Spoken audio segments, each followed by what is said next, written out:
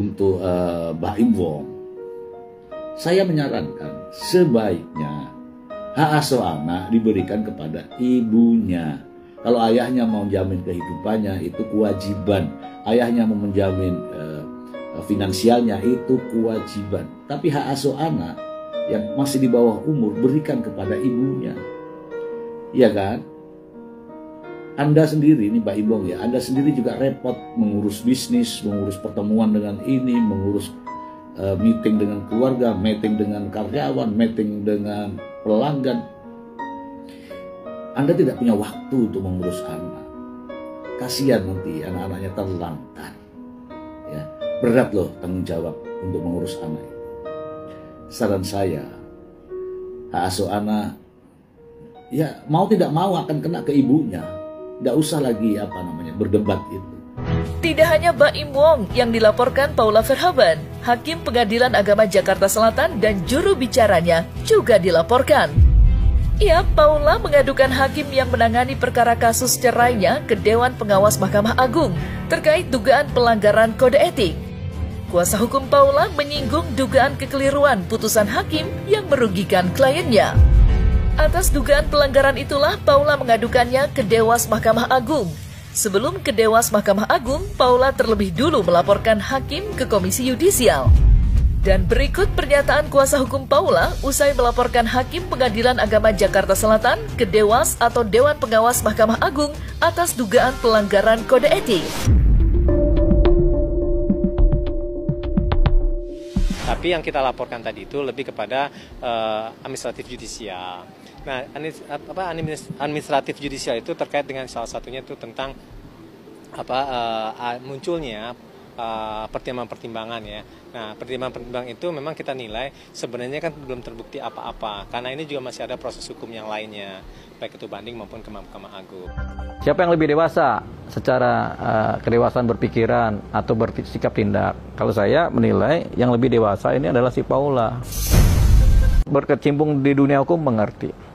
Termasuk pengacara. Pengacara kalau lebih dalam mereka paham yang begini-begini. Tapi kalau kadang-kadang pengacara asal jadi pengacara juga kadang-kadang nggak paham juga, nggak paham mana itu kode etik, mana itu undang-undang, kaitan antar undang-undang. Kadang-kadang akhirnya sembarangan aja bicara. Dan selalu berlindung di balik kata pengacara tidak bisa dituntut oleh hukum. Tapi kalau dia sudah melakukan pidana ya bisa dituntut oleh hukum. Nah, kita bercermin dari kasusnya Paula dan Baim. Ketika ini mereka publikasikan secara vulgar semuanya, ya offside. Bisa dituntut? Bisa. Siapa yang melepaskan cerita ini bisa dituntut. Misalnya yang melepaskan cerita ini hakim. Hakim bisa dituntut sebenarnya.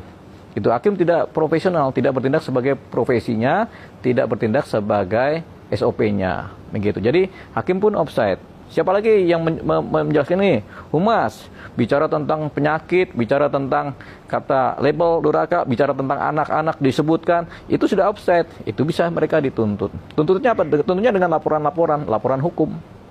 Laporan hukum ini apa aja? Laporan pidana, laporan pengawasan, laporan administrasi, itu termasuk laporan hukum. Gitu yang sifatnya formal semua hukum gitu kan. Gitu. Jadi ini termasuk siapa? Termasuk pengacara yang menceritakan ini juga. Oh, dia ada penyakitnya ini. Ya, itu dia berarti sudah offset juga. Walaupun seorang pengacara di mana dia berdasarkan bahwasanya pengacara tidak bisa dituntut. Kenapa? Karena melakukan pekerjaannya. Tapi kalau terkait dengan pencemaran nama baik seseorang, itu ada pidananya. Begitu. Jadi bisa tetap dituntut. Begitu. Pengacara cuma bicarakan fakta, tapi fakta juga ada fakta yang mencemarkan, ada fakta yang memang benar-benar fakta. Yang ke podcast dan dia merasa bahwa dia tidak melakukan perselingkuhan itu. Bantahannya itu sudah selesai. Kalau membantah itu waktu sidang kemarin. Kan sudah dikasih kesempatan. Kami juga dikasih kesempatan yang sama. Mengajukan bukti 86, 9 saksi fakta. Kalau saksi fakta itu saksi yang mengetahui adanya peristiwa. Setelah itu saya mengajukan 3 orang saksi ahli. Dia juga mengajukan bukti. Nah, terus sekarang dari pertimbangan hakim dinanyakan terbukti dia menjadi istri yang nusyus, istri yang durhaka kepada suami. Ya karena memang itu adalah fakta yuridisnya, fakta hukumnya, gitu loh. Nah, kalau sekarang dia membantah-bantah, lalu sudah diputuskan. Kalau sudah diputuskan untuk sementara itulah yang benar.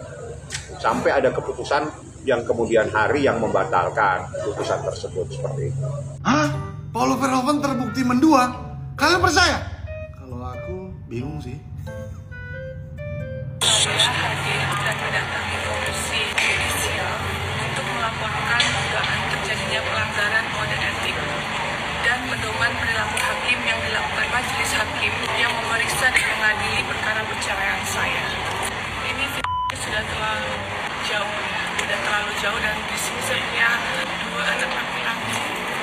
Dengan terbuktinya adanya pihak ketiga dalam rumah tangga pemohon dan termohon, dalam hal ini antara termohon dengan pihak ketiga tersebut, maka pihak termohon dinyatakan sebagai istri yang nusyuz. Istri nusyuz itu artinya istri yang durhaka kepada suami. Heboh satu Indonesia. Pengadilan Agama Jakarta Selatan sudah mengatakan Paula Verhoeven terbukti durhaka, main dua sama mantan suaminya Baim Wong. Aduh, benar nggak ini ya? Kok jadi takut awak ya? Baim Wong yang kena, kok jadi awak yang takut ya? Gimana nih menurut kalian kawan-kawanku ya, netizen-netizen yang budiman? Benar nggak ini? Benar nggak ini gitu loh? Memang ini fakta persidangan sih ya. Pastilah ada bukti-bukti yang disampaikan sama Baim Wong sama pengacaranya. Makanya dalam putusannya seperti itu. Tapi waktu lihat Paula ngomong seperti itu ya, kok kayak nggak yakin aku ya, nggak 100% yakin gitu. Sebenarnya aku malas banget ya urusan-urusan pribadi, urusan-urusan privasi begini kita bahas-bahas ya kan. Ini kan mereka yang menjalani, mereka yang paling tahu lah apa yang sebenarnya terjadi kan. Tapi banyak banget yang DM kita bahas Paula Baim Wong bang, putusannya sudah ada, kasihan Paula dan segala macem. Aku juga nggak pernah nih ya, 9 tahun jadi pengacara dari 2016 nggak pernah sekalipun ambil perkara perceraian, malas aja gitu.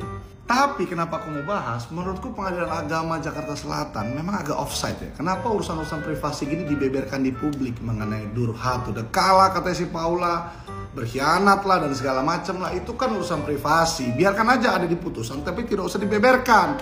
Ya sekarang sudah dilaporkan si Paula ya ke Komisi Yudisial. Kita lihat nanti pergerakannya seperti apa. Yang jelas, kalau kalian tanya sama aku gimana ya, ini sudah ada putusannya. Putusannya mengatakan demikian. Berarti kan ada bukti-buktinya yang disampaikan oleh lawyernya Baim Wong. Jadi ya sudah, berarti itu sudah fakta persidangan. Kalaupun memang Paula tidak setuju, tidak sepakat terhadap hal itu, ya sudah banding aja, ya kan, bantahlah di pengadilan tinggi. Nah sekarang pertanyaan besarnya, menurut kalian benar nggak si Paula itu main dua kayak kata si pengadilan? Coba kalian tulis di kolom komentar. Terima kasih. Yang dimaksud illegal access dalam kasus perceraian Baim Wong sama Paula Verhoeven itu dalam hal data apa yang disampaikan? Mungkin nggak sebagai bukti-bukti bang di dalam persidangan gitu bang. Data-data itu untuk di persidangan didapatkan dari mana? Kemarin saya tanya kalau dari handphone, katanya handphone suami istri nggak apa-apa katanya. Jadi data itu diperoleh dari HP. Ya mungkin dari handphone ya. Yes. Nah, jadi bisa saya terangkan bahwa sesuatu itu yang diperoleh, ya, yang diperoleh sekali lagi data milik orang lain, ya, di mana data milik orang lain itu diakses, dikopi, dipindahkan, bahkan dibuat menjadi suatu dokumen alat bukti dalam persidangan, itu jelas adalah pelanggaran ataupun itu jelas adalah illegal access. Di mana kita tahu bahwa data pribadi itu kan biasanya disimpan di dalam HP ataupun di dalam ponsel. Ya, di dalam ponsel ataupun HP itu bisa juga dalam bentuk media, dalam bentuk flash disk. Nah, kalau dalam bentuk HP ataupun flash disk, data ini di-print dan dibuktikan ke dalam persidangan, itu jelas illegal access karena tanpa izin daripada pemilik HP, pemilik data yang bersangkutan. Tapi meskipun dia suami istri bang, gimana? Jadi kalau terkait suami istri, di dalam Undang-Undang ITE tidak disebutkan apakah itu suami atau istri yang boleh mengakses. Namun dikatakan adalah setiap orang. Nah, setiap orang ini kan nggak ada jabatan, nggak ada status. Jadi barang siapa yang melakukan perbuatan melawan hukum, yaitu mengambil data dari HP, ya, dikopi, bahkan disebarluaskan dalam bentuk dokumen yang dibawa dalam persidangan, itu merupakan pidana. Pidana apa, Bos? Pidana. Buktinya bisa dibilang gugur atau tidak sah atau gimana, Bos? Jadi kalau terkait data yang disampaikan dalam persidangan dengan diperoleh tanpa izin pemilik data tersebut ataupun pemilik HP ataupun pemilik flash disk, itu jelas namanya illegal access. Ya, berarti kan ilegal.